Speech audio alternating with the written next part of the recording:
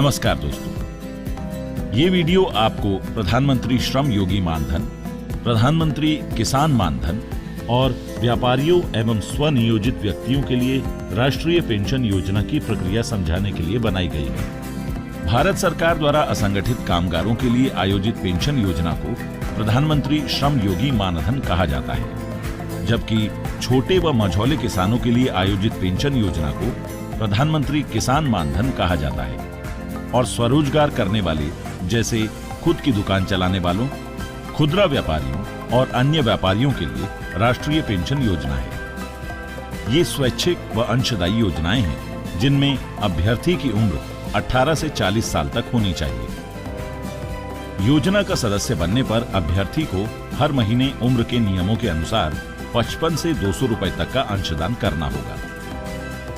योजना के सदस्य को 60 साल की उम्र के बाद 3000 रुपए प्रति माह मिलते हैं। अगर पेंशन प्राप्त करते हुए बीमित व्यक्ति की मृत्यु हो जाती है तो उनके जीवन साथी को बीमित व्यक्ति द्वारा प्राप्त की जाने वाली राशि का 50% पारिवारिक पेंशन के तौर पर मिलता है, लेकिन ये राशि सिर्फ जीवन साथी को ही मिलती है।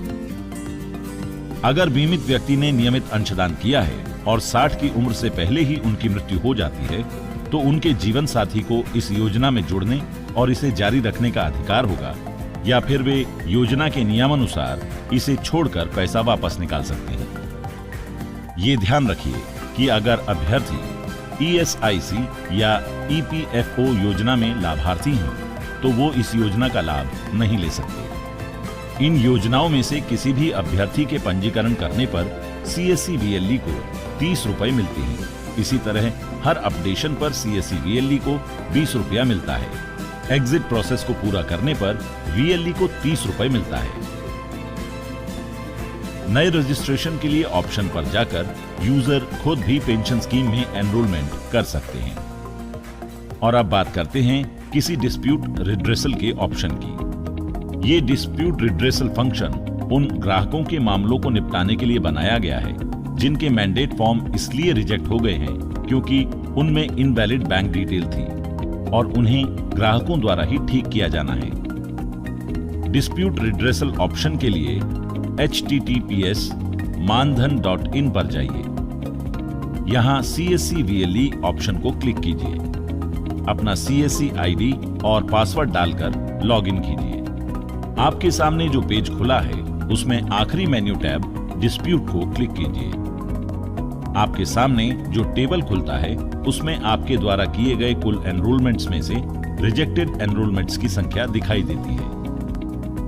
इन रिजेक्टेड एनरोलमेंट्स की जानकारी भी यहां उपलब्ध होती है, जो सामान्यतः ग्राहक की ID, ग्राहक का नाम, मोबाइल नंबर, डिस्प्यूट की तारीख, कब तक अपडेट किया जा सकता है, स्टेटस और एक्शन दिखता है।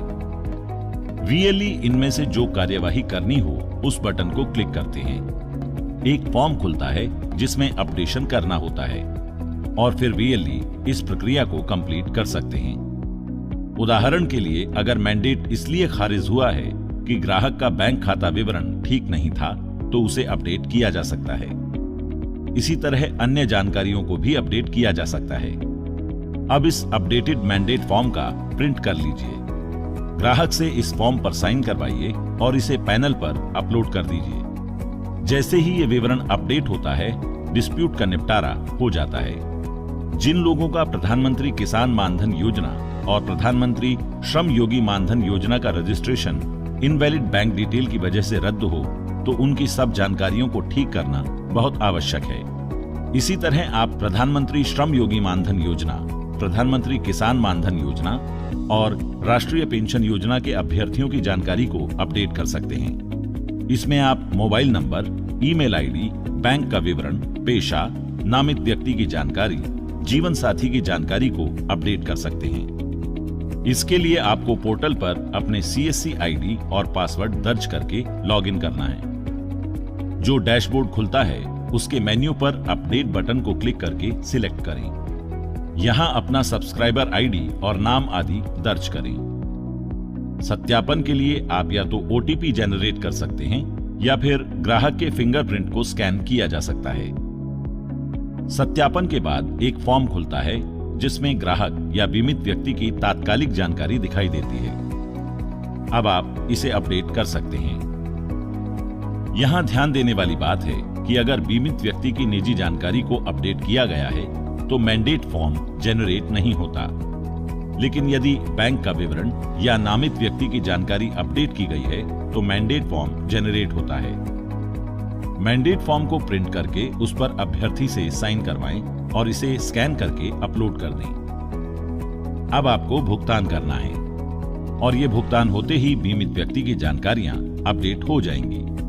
एग्जिट मॉड्यूल से लाभार्थी निकास नीति के अनुसार योजना से बाहर निकल सकते हैं। प्रत्येक निकास प्रक्रिया को पूरा करने पर VLE को 30 रुपए मिलते हैं। सब्सक्राइबर मॉड्यूल के अंतर्गत 2 ऑप्शन उपलब्ध होते हैं।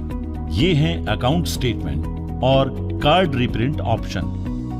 अकाउंट स्टेटमेंट ऑप्शन का इस्तेमाल करके सब्सक्राइबर ये देख सकते हैं कि उन्होंने और सरकार ने अब तक इस पेंशन योजना में कितना योगदान किया है।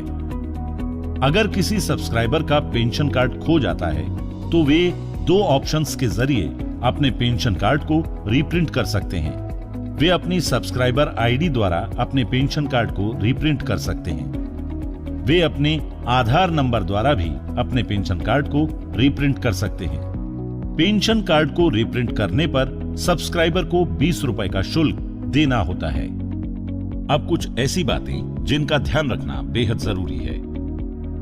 इन योजनाओं में शामिल होने के लिए अभ्यर्थी को अपने साथ वैध दस्तावेज जैसे आधार कार्ड, बैंक पासबुक लाएं और VLE को यह जानकारी बहुत सावधानी के साथ दर्ज करनी चाहिए। VLE कंप्लीट एनरोलमेंट पर क्लिक करके खुद के द्वारा की गई एनरोलमेंट की सूची देख सकते हैं।